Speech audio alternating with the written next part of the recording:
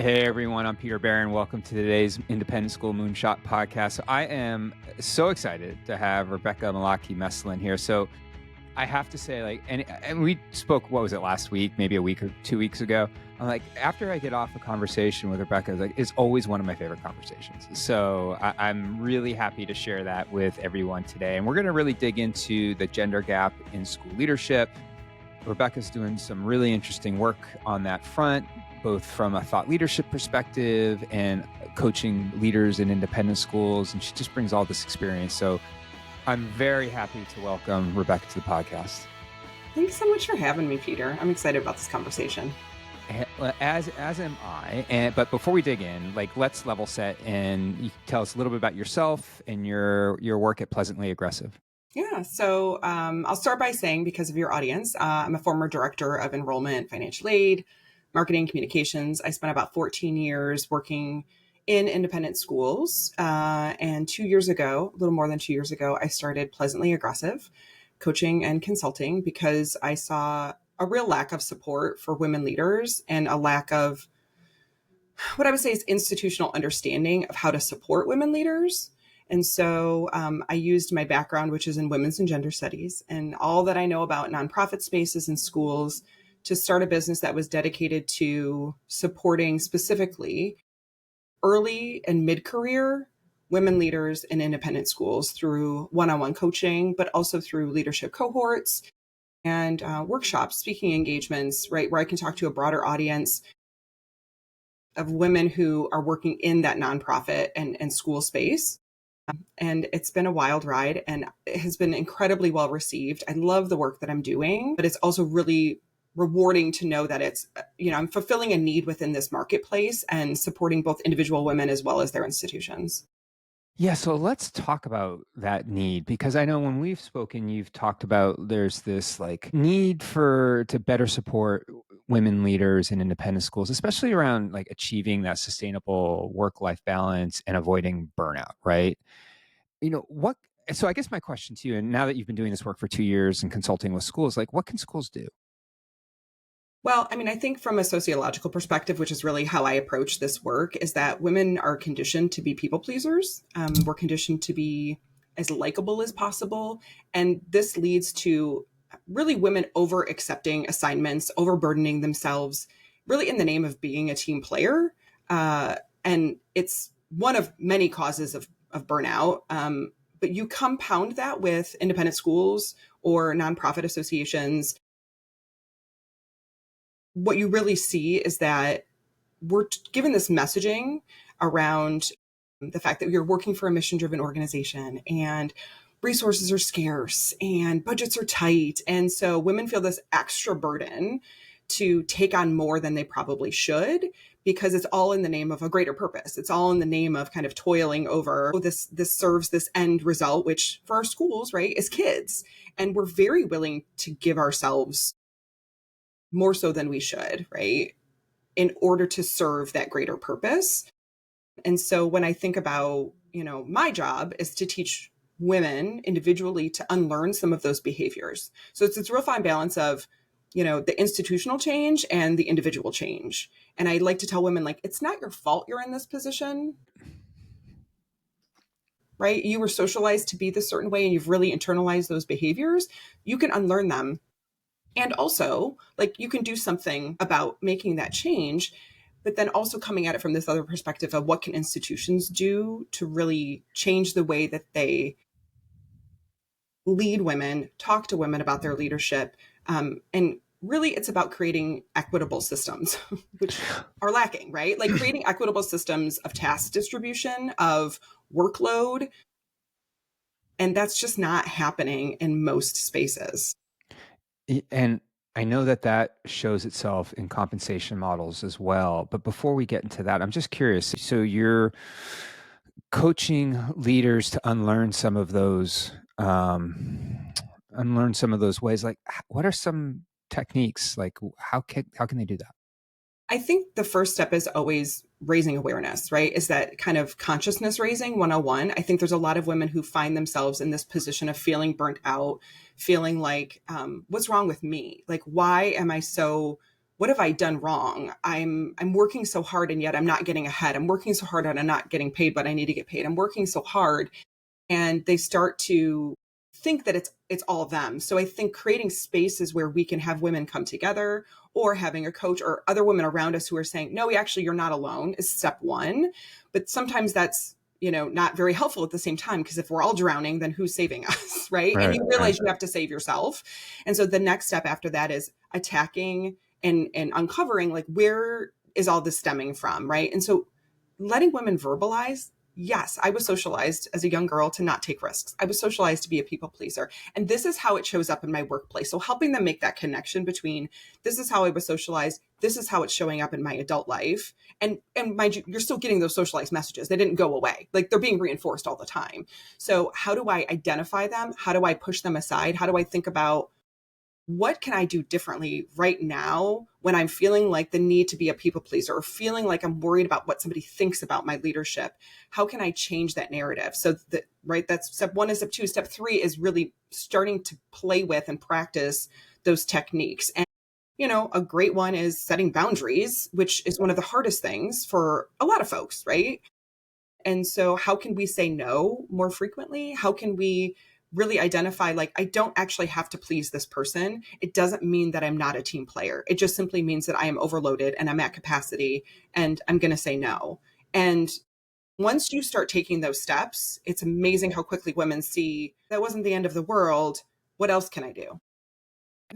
So all kinds of thoughts here. And let's like focus now on what schools can do. How can they support women to give them the space to do all the things that you just laid out? I'd love to get your take on that. So what I see schools doing is they have these superstars. They have women who are incredibly hardworking, multitasking, doing so much, and they see it as a great use of their resources. They say, well, we're paying one person to do the job of two people, and we're leaning into that woman's emotional connection to the work, and we're taking advantage of it. That's what institutions are doing. And they're really seeing it as a good use of their resources. And I would say it's actually the worst use of your resources, because you're taxing your greatest resource, which is your people. And so what can schools do? They can start really looking, again, at that equitable distribution of tasks and work, and saying, who is bearing the vast burden, right, of work that's being done, and really looking at your staffing models. I mean, I am shocked to see how frequently schools say, oh, we have a balanced budget. You actually don't, because you have 3 people doing the work of 5 or 6. And if you hired appropriately, you would find that you don't have a balanced budget. You've been fooling yourselves. And once those people leave, you will quickly realize that you don't have a balanced budget, because you're needing to hire 2 people instead of 1 to replace that person. And again, because 75 to 80% of our employees at schools are women, this is your population. This is who you're talking about. So is this also a question of schools maybe needing to get a little more dialed in on the priorities, where they're going to spend their time, and then looking at the things that, maybe we just don't need to do that anymore in order to alleviate some of the burden? I mean, there's got to be like a pressure. You got to release the pressure on the other side at some point, right? Well, famously, we know that schools love to add events and add things, and they are really terrible at subtraction. And one of my favorite things to talk about is delegation. And one of the exercises I go through with my clients, and I do this in a workshop, is starting with your to-do list and trying to figure out the first thing I ask is, what can be eliminated? And it's really jarring for people to think like, well, it's on my to-do list. How could it possibly need to be eliminated? And the question then becomes, how is it getting closer to you reaching your goals? How does this task get you closer to reaching your goals? And what we find is that there's a lot of things that are on our to-do list, on our task list, that aren't serving a greater purpose. They're not serving strategic goals. They're not serving departmental goals, and they're not serving your personal goals. And so even that shift for a lot of women is jarring, and they have to sit with it. And then they have to recognize, okay, what happens when I remove this and say, we don't need to do this? Because they feel that pressure of, does it make me look like I'm incompetent because I'm not doing it? Does it make me look like I don't know what I'm doing? Does it make me look lazy? These are the things that then go through women's minds, which is why it's so challenging for them to take things off their plate, which is why institutionally they need our help. Schools need to help women recognize and go through that process with them, as opposed to women feeling like they have to carry that burden all by themselves.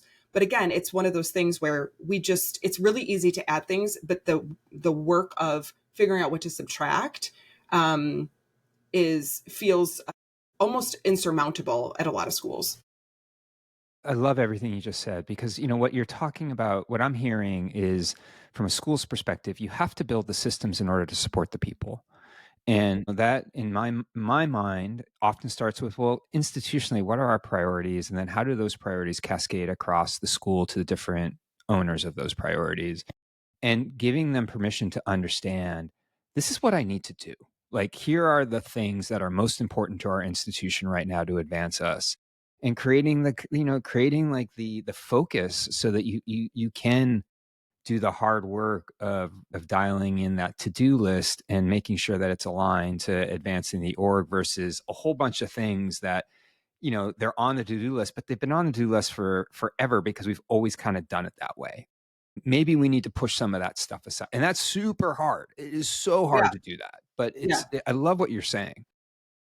Yeah. And I think that when I think about anybody who's going through strategic planning or has recently kind of created their strategic plan, that's a really great moment in time because you're going to add so much to people's plates because you're going to say, we have all these new, which mind you, rarely are they new things. We might be refining messaging or refining those goals, but that's a great time to say, what are all the things that we're doing that aren't getting us closer to achieving these strategic goals? And if you as a community did that work alongside your strategic planning, wow, can you imagine how much farther you could get faster than if you were to just pile on what feels like all new priorities on top of an already taxed workforce in your school? I was talking to a head of school not long ago, and she was telling me that, look, my job, in my role, it's important for us to always look at every program over time. Maybe not looking at every program every year, but every few years you go back and you look at programs and you assess, is this something that's working? Is it something that needs to be updated? Is there just something that we need to retire? And that is such a smart practice in my mind because what I'm hearing there is you're trying to create the equilibrium of kind of equitable workloads across the school. And I guess that really speaks to what we're talking about in this part of the conversation. Am I thinking about it the right way? Yeah, absolutely. And I think that's why I love having this conversation with you because I think when we talk about women's leadership, you have a whole group of people that will tune out of that conversation because they're like, what's the problem with women's leadership? Like, we have all of our directors are women. I don't see the problem, right? And it isn't just about equity for women. Like, we know this from the disability movement that when you make things more accessible for people with disabilities, you make things more accessible for everyone. And the same can be said for a lot of things that we're trying to make more accessible. So if our goal is to make leadership more accessible for women, how can we create equitable systems across the board that will also improve those systems for people of color, for people from other marginalized groups who are trying to get into leadership? And it starts with having appropriate workloads across the board and recognizing that people of color, especially let's talk about Black women, feel this really intense pressure and overburdening of, I have to be all things to all people. I have to be amazing, awesome, and do everything that's ever asked of me, and then some, in order to be considered a good leader. If you are an institution that says, we're not going to put that pressure and burden on you, instead, we're going to make things equitable so everybody has an opportunity to both shine as well as gain the leadership skills that they need and not burn out, everybody has equal opportunity to move into leadership. And isn't that what we want? Don't we want the best leaders in our institution as opposed to just the ones that raise their hand or are the loudest or are the most charismatic? No, I want the most skilled, but you can't always get the most skilled people when they are completely overburdened with menial tasks or things that they think are just simply there to make them a team player. So, from the perspective of the work that I do in terms of like instilling the business acumen and helping to iterate the business model, yes, yes, and yes to everything you just said, because first off, like the reason I'm hosting the Aspiring Leader Summit is we need to lift people and we need to create a bigger pipeline in order to be able to fill these really important leadership roles. And if we do that, if we create equitable communities where access is equal across the board, like that's going to help with our sustainability.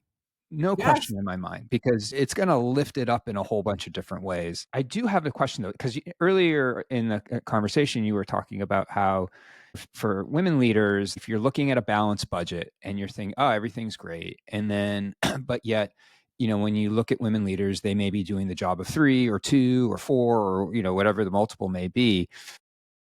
Does that speak to questions of speak about how that works towards compensations, the hidden costs, and compensation models? I'm super curious about that.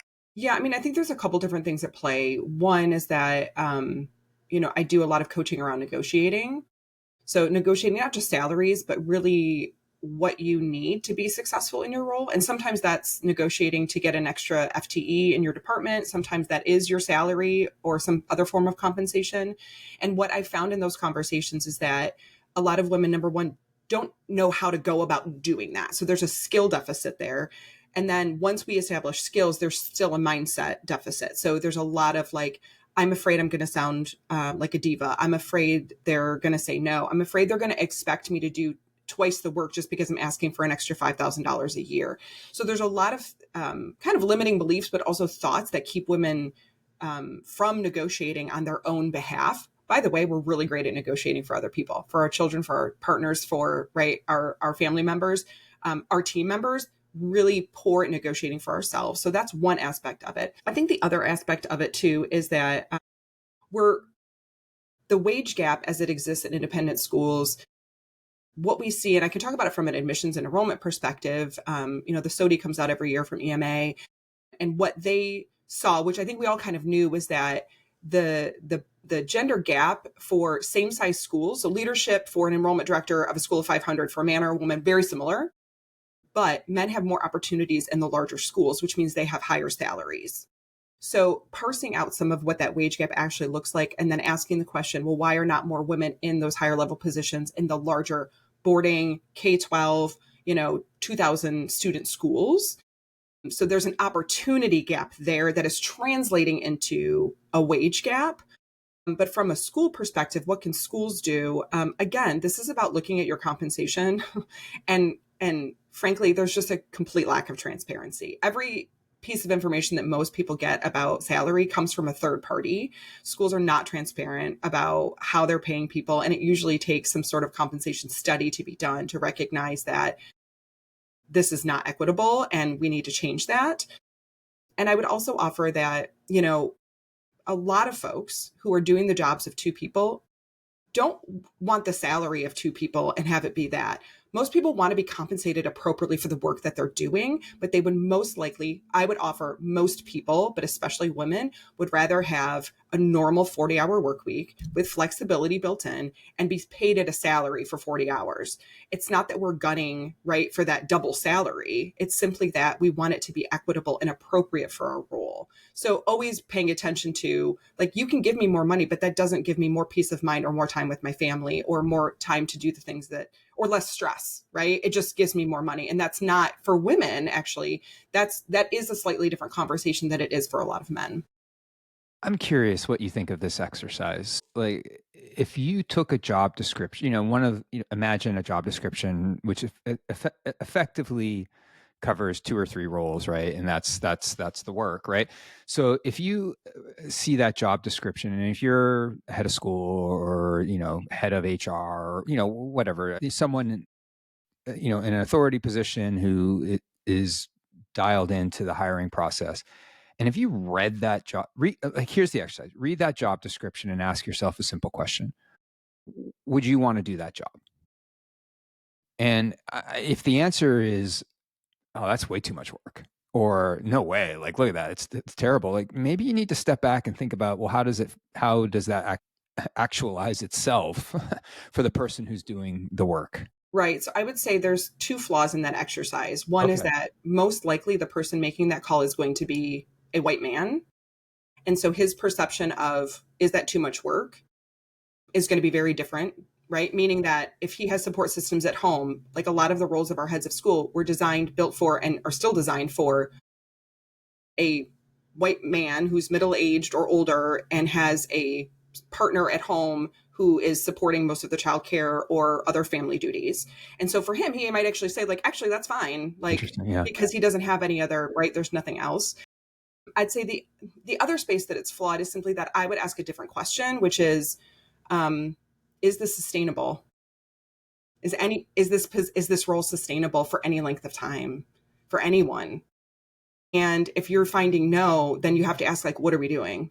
Because we need to be planning out further than a year. And now I know turnover is growing higher and higher as new generations come into the workforce. But if it looks like that turnover is going to be even greater because of that, you are better off investing a little more money into the salary, because you're ultimately going to end up paying it when you're searching for a new employee and retraining that new employee. This is why I love having you on the pod. Like, you just dial it in. So good. You make such a good point too about higher turnover rates right now. And Yeah. given the way millennial and Gen Z generations approach work, like, I don't see that changing anytime No. soon. It's amazing. We're recording this in November of 2024. And all you need to do is scroll through LinkedIn today and say, hey, we're hiring now. And you're like, what? I've never seen that before. It's just becoming more common. Yeah. And as we kind of work to, I don't want to say accommodate, but work to really change our practices around a younger generation, their expectations of the workplace, I think there's a lot of organizations that are not going about it the right way. I mean, I think they're just trying tricks to try to retain people. And again, that's not sustainable. When I think about what might be the best way to keep people in your space or to create really the strongest potential leaders, that is all about succession planning and really talking to your people around, okay, what if we created a pipeline within our organization? Corporate America has been doing this for a millennia. Like, they've been doing this all along, and nonprofits have just never caught up to it, mostly because we've never had great human resources infrastructures. Even at large schools, small schools, there's just nothing, right? And because they just can't afford to do that. But let's imagine for a moment, Peter, that our schools had this opportunity to say, we're going to create a succession plan. And within that succession plan is actually rooted in a leadership development program where everybody who we recruit and hire has an opportunity to be a part of this at some point in their tenure with us. And we're going to have to start sooner rather than later, because their tenure might only be 2 years. And we're going to use this as a carrot. It doesn't necessarily cost a ton of money. Up front, it does in the development, but long term, right, you're definitely saving money. Because if that allows your employees to stay for a year or two longer, again, you're just putting money back in the bank. But it really isn't rocket science. And yet it's such a thoughtful and I would offer a little bit of time consuming practice. But again, it's a system that once you put in place exists, and with the explicit intention of two goals. One is to help retain great talent that you have. And two is to create your own internal pipeline for leadership. And it doesn't feel like it's a big, giant step from where we are today. I mean, schools have a history of investing in professional development for their people. This is just another way of thinking about how do you make that investment. Right.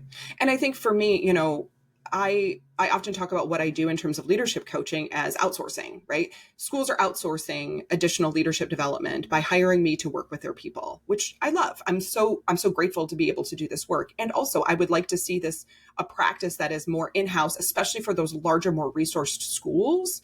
For the smaller schools, I hope I can continue to be that resource for them.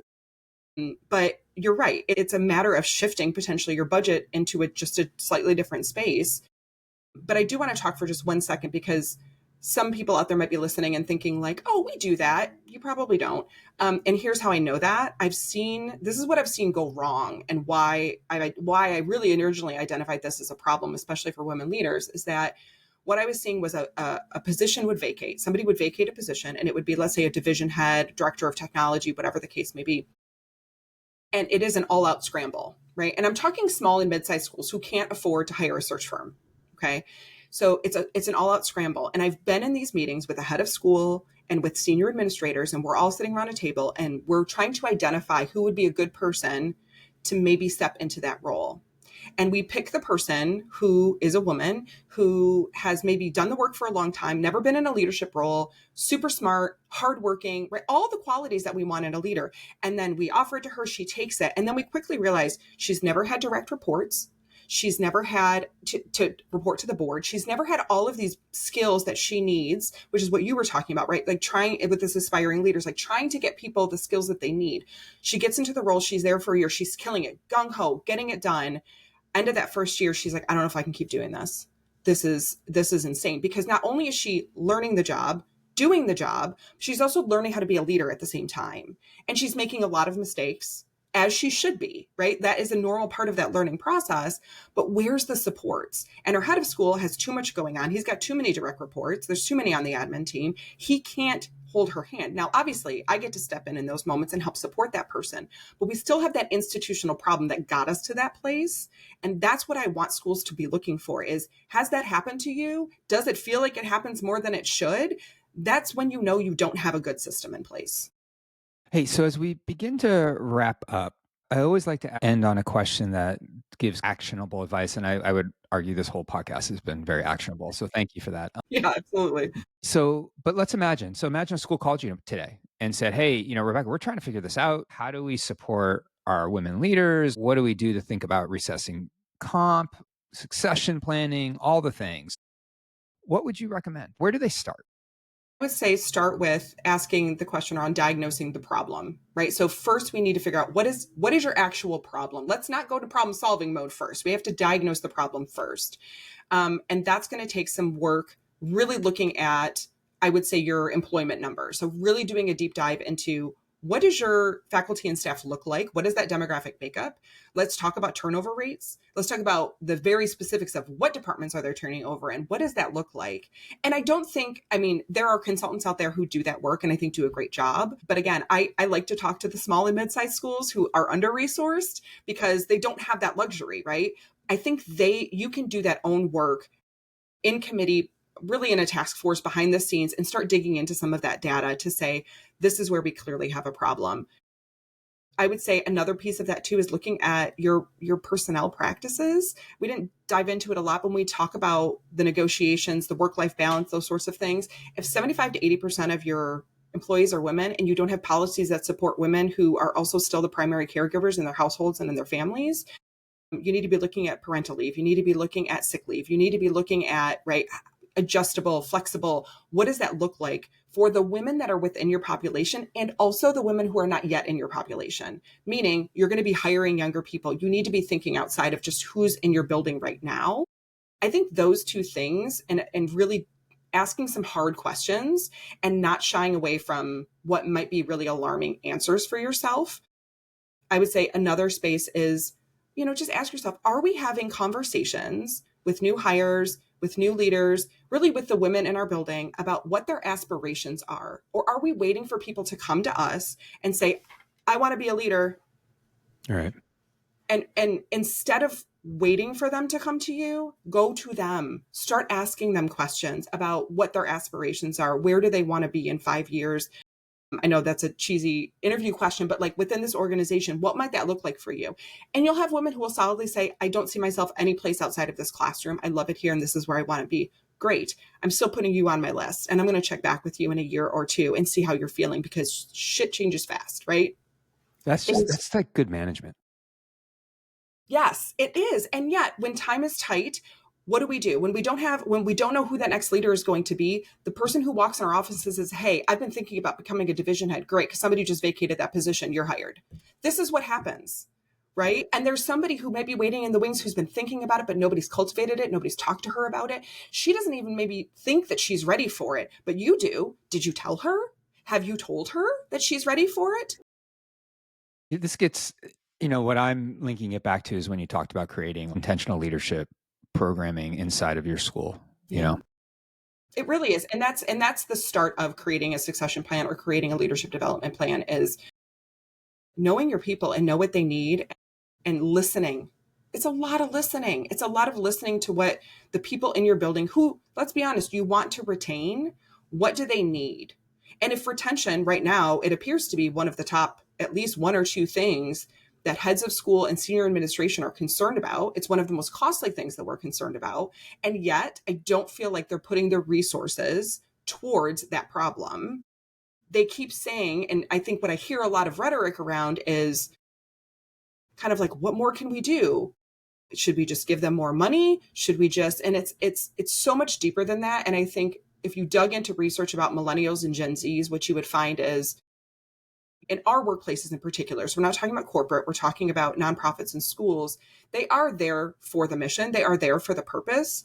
And so we need to give them more than just money. We need to give them purpose beyond just the mission, right? We need to give them a purpose within their careers.